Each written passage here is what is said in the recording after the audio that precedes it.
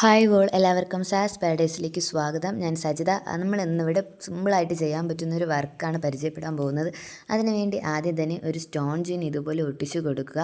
അതിനുശേഷം ഞാനിവിടെ normal നീഡിലും normal ത്രെഡുമാണ് എടുത്തിരിക്കുന്നത്. പിന്നെ അതുപോലെ ഷുഗർ ബീഡും എടുത്തിട്ടുണ്ട്. അപ്പോൾ നമ്മുടെ ആ സ്റ്റോൺ ചെയിൻ അടുത്തുകൂടെ ആയിട്ട് ഇതുപോലെ ഒരു സൂചി കുത്തിയെടുക്കുക അടിയിൽ നിന്ന്. അതിനുശേഷം 2 മുത്ത് ഇത് നമ്മൾ കൊരുത്തതിന് ശേഷം ഒരു ബീഡിൻ്റെ സെൻറ്ററിലൂടെ നമ്മളിത് ഇങ്ങനെ കൊരുത്തെടുത്തിട്ട് അടുത്ത ബീഡിൻ്റെ അകത്തൂടെ ഇങ്ങനെ ഒന്ന് നമ്മൾ നൂല് വലിച്ചെടുക്കുക. അതിനുശേഷം വീണ്ടും 2 മുത്ത് കൊടുക്കുക. പിന്നെ ആദ്യം ചെയ്തതുപോലെ തന്നെ സെൻറ്ററിലൂടെ കുത്തിയെടുക്കുക. വീണ്ടും അടുത്ത മുത്തിൻ്റെ അകത്തൂടെ വലിച്ചെടുക്കുക.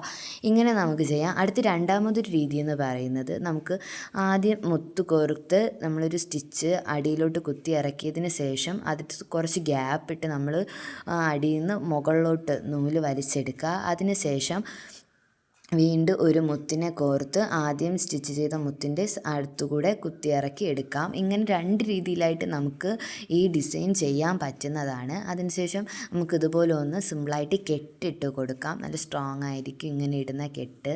അപ്പോൾ നമുക്ക് ഇതിന് ശേഷം നമുക്കൊരു കുന്തൻ സ്റ്റോണാണ് ഒട്ടിച്ച് കൊടുക്കാനുള്ള. ഞാൻ ഈ ഷേപ്പിലുള്ള കുന്തൻ സ്റ്റോണാണ് എടുത്തിരിക്കുന്നത്, വൈറ്റ്.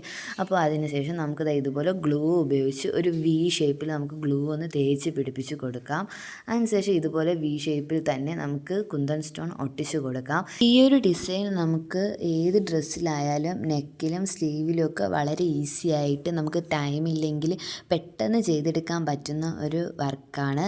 നമ്മളപ്പോൾ അതിനുശേഷം ഈ വി പോലെ നമ്മൾ ഒട്ടിച്ച കുന്തൻ സ്റ്റോണിൻ്റെ സെൻറ്ററിലൂടെ ആയിട്ട് ഒരു ഷുഗർ ബീഡിനെ കുറച്ചുകൂടെ വലിയൊരു ബീഡും ഇതുപോലെ നമ്മളൊന്ന് സ്റ്റിച്ച് ചെയ്ത് കൊടുക്കുന്നുണ്ട്.